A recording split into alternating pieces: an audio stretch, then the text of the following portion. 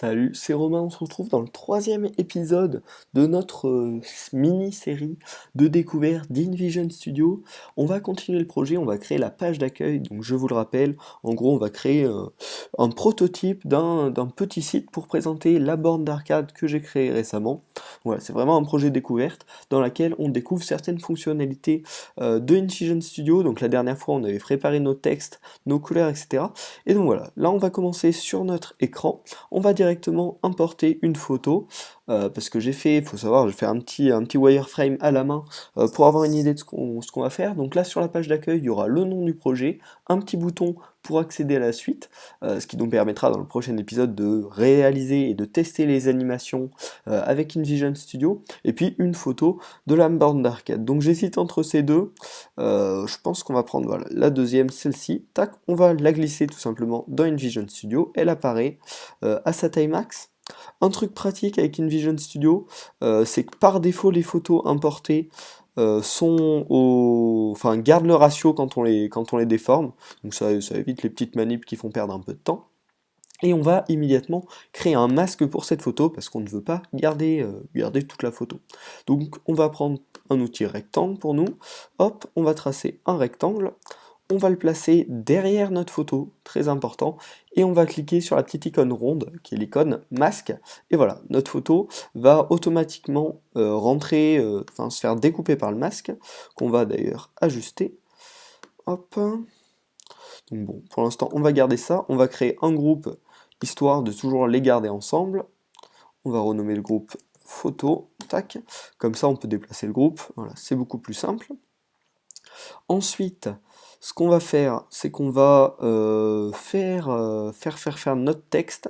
Donc on va réécrire, tac. Donc avec la police Gucci que nous avons utilisée pour les titres, en 85, je peux le lire en haut, là où on a créé ça la dernière fois. Et on va tout simplement écrire le nom de la borne d'arcade, Moonwalker, avec un M majuscule et un R majuscule. Et donc en sous-titre, en crayon light, du coup sûrement on va écrire la borne d'arcade. La borne d'arcade. C'est le bordel. Hop, on va sélectionner ceci et le mettre cette fois-ci en crayon light. Alors crayon en light. Tac. Et en taille 52, on a dit. Hop. On va prendre tout ça, on va le mettre à gauche, je pense, on va bien voir. Pour la couleur, je pense qu'on pourrait le faire ressortir, c'est quand même le titre, avec notre bleu. Et encore, on va faire ressortir que Moonwalker, comme ça. Tac. Hop, et on va garder le reste en blanc, histoire que ce soit bien visible.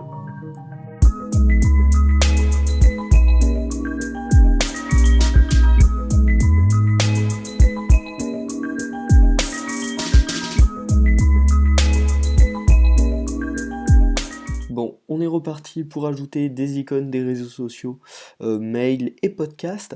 Ça m'a causé quelques problèmes, car bon, c'est une version de test d'InVision Studio, et quand j'ai importé les SVG, c'était vachement déformé et tout.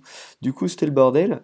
Donc je les ai avec Adobe XD récupérés, changé la couleur et mis en PNG. Donc je vais les importer tout simplement en les faisant glisser. Hop, je récupère mes icônes tout bêtement. On va les décaler parce qu'on va les mettre toutes en haut à droite. Et on va utiliser les petits outils d'alignement pour l'aligner au mieux le plus simplement possible. Donc déjà, dans quel ordre on va mettre le podcast tout en haut, en dessous YouTube, Instagram, Twitter et les mails. Hop, ça on va le mettre à une hauteur de 100 pixels. Tac, tous les autres en dessous. Et lui à 380. Bon allez.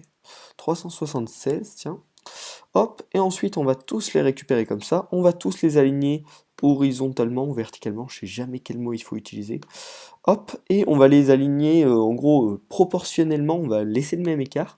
Comme ça, on a récupéré, on va faire commande G pour grouper, et on va l'appeler social, le groupe, tac, parce que c'est les réseaux sociaux tout simplement, et on va le mettre à 40 du haut, et par rapport à la droite, on va faire ça comme ça, et on va baisser de 40 sur X, Mince, je fais n'importe quoi.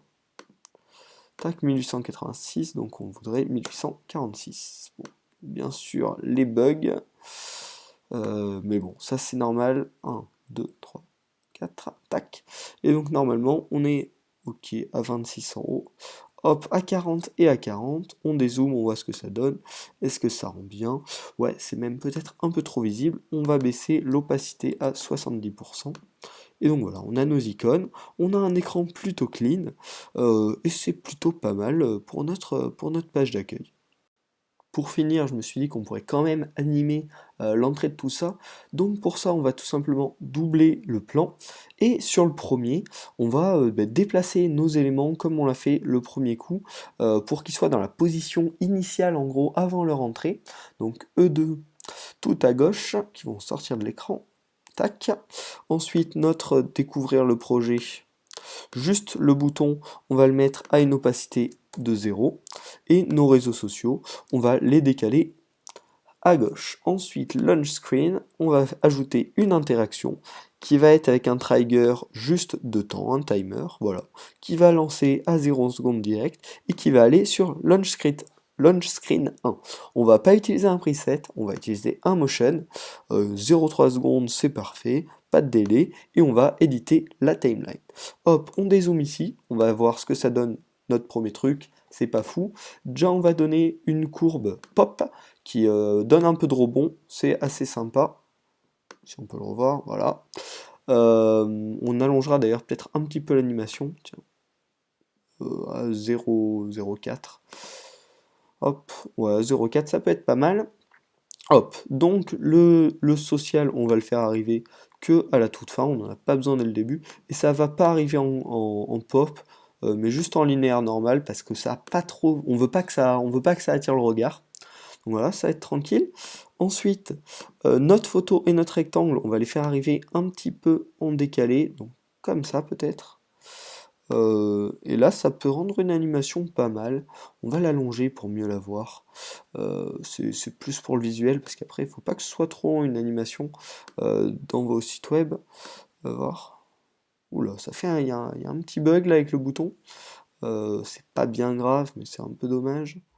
Donc voilà, avec InVision Studio, en très peu de temps, malgré les petits bugs qui persistent, mais c'est normal, c'est tout à fait normal, ce n'est pas le produit final, on a réussi à créer une interface assez sympathique, sans trop de soucis, et à réaliser une petite animation d'entrée en quelques secondes, vraiment c'est très rapide avec ce système.